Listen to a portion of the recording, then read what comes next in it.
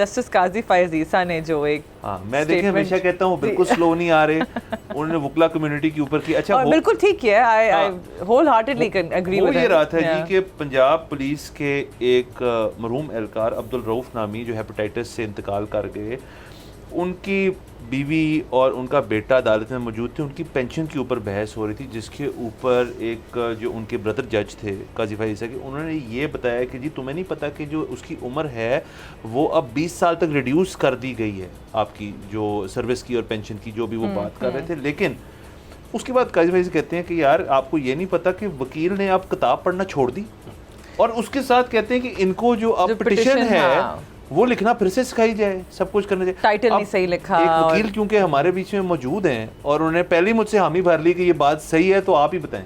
میں تو آپ کو کب سے کہہ رہی ہوں کہ بالکل آئی ڈیفینیٹلی اگری. دیکھیں یہ اسٹینڈرڈ بڑھانے والی بات ہے. آپ نے میرے خیال سے ریسنٹلی دیکھی ہوں گی جو کہ پروسیڈنگس چل رہی ہوتی ہیں سپریم کورٹ میں.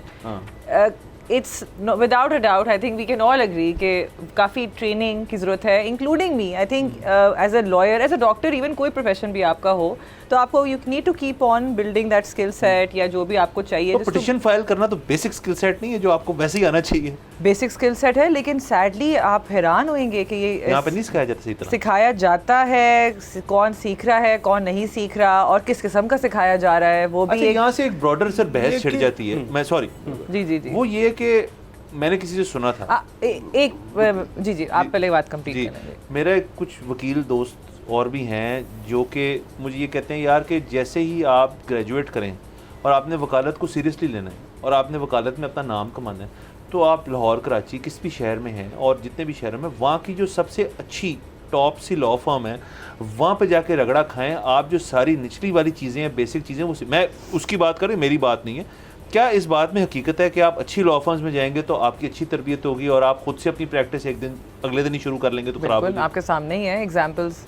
So many lawyers have done that. کتنی مثالیں ہیں ایسی وکیلوں کی جو کہ ٹاپ لا فرمز میں آپ through references, through contacts and connections چلے جاتے ہیں. دین obviously ان کا career path is very different than those who don't have access to the law firms. ایک اور میں بات کرنا چاہوں گی جو آپ نے پہلے بات کی تھی کہ سکھا رہے ہیں نہیں سکھا رہے.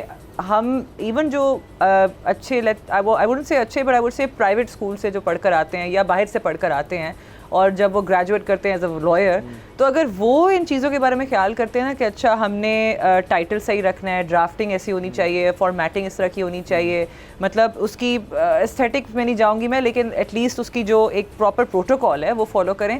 تو آپ جب لوور کورٹس میں جاتے ہیں تو یو سی کہ دیز تھنگز آر، اگر باقی سب لوگ اگر 90% آف دا لائرز فالو نہیں کر رہے تو آپ کو کرنے کی کیا ضرورت ہے؟ آپ اپنا کام کرو.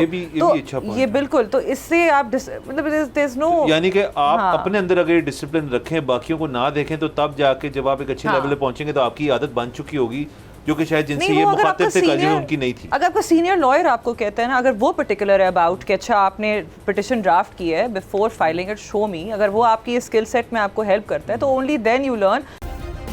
سبسکرائب کریں اور بیل دبائیں تاکہ کوئی خبر رہ نہ جائے.